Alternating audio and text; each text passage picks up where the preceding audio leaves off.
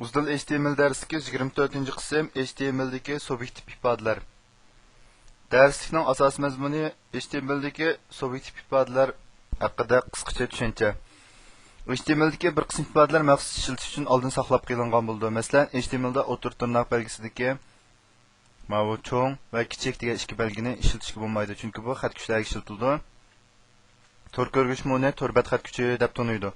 Shunga mushuning o'xshash belgilarni normal ko'rsatish uchun subyektiv ifoda, ya'ni inglizcha character entities ni qo'llanamiz. Eskartish. Subyektiv ifoda ifodalash shakli jihatda asli tutish qulaylik, lekin har qanday tor ko'rgichning barliq ifodalarini normal ko'rsatilishi notayin. Biz bu amni misol qaraydigan bo'lsak, masalan bu yerda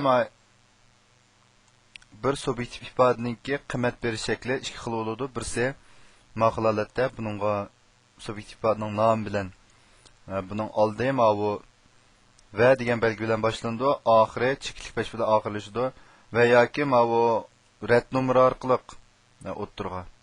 Buningki oldi va belgisi, quduq belgisi, ananki rad nomeri, oxirgi cheklik pesh. Ma'qul ikki xil holatda ifodalashga bo'ladi. Anandaki ikinci mazmun üzüksüz boşluk, non-breaking space. HTML'da en köp işletilen subyektiv ifade del üzüksüz boşluk ifadesi. Bu yani şu biz adet işletken boşluk ifadesi şu. Biz adette bu konuk taksideki boşluk konukisi arkalık bir vasıta boşluk kırgızganda torbetninki bu xat güçlerinki mazmun kısmıga ondan boşluk kırgızsak mı fakat bir nol tonuydu. Mesela bu A degan xat kuchga mamak 1, 2, 3, 4, 5, 6, 7, 8, 9, 10 tal mashta bo'shliq kirgizib, lekin bu tor ko'rgich ochilgan vaqtda faqat bir tal bo'shliq ko'rindi bu yerda.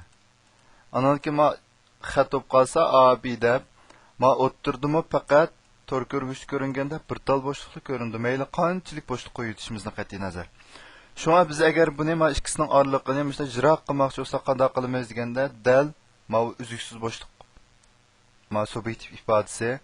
Mesela bunun aralığını 5 tal boşluk çıkarmakçı olsak, belgiden 5'ni koysak, A ile B'nin aralığında 5 tal boşluk çıkıyor.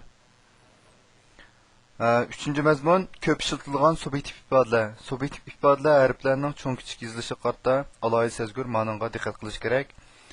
Köp işletilgan subyektiv ifodalarda mesela küçük belgisi, çoğun belgisi ve qo'sh tirnoq, yalan tirnoq dikkat kılış dikişikmeyede. Ayda qo'llamaydi yalan tirnoqni deb askartish berib qo'ydik. Ondan keyin pung belgisi, fond sterling belgisi, Yaponiya yenining belgisi, yevro belgisi, ondan keyin paragraf belgisi, nashr huquqi belgisi, engelingan tovar markasi belgisi, tovar markasi, ko'paytirish belgisi, bo'lish belgisi. Bularning hammasi shu subyektiv ifoda hisoblanadi. Buningki element nomlarining ifodalanishi ma'qul holatda, buningki rad nomeri orqali ifodalanish shakli ma'qul holati bo'ldi. Biz buni yodqa bilib olsak ham yaxshi, ishlatish qulaylik.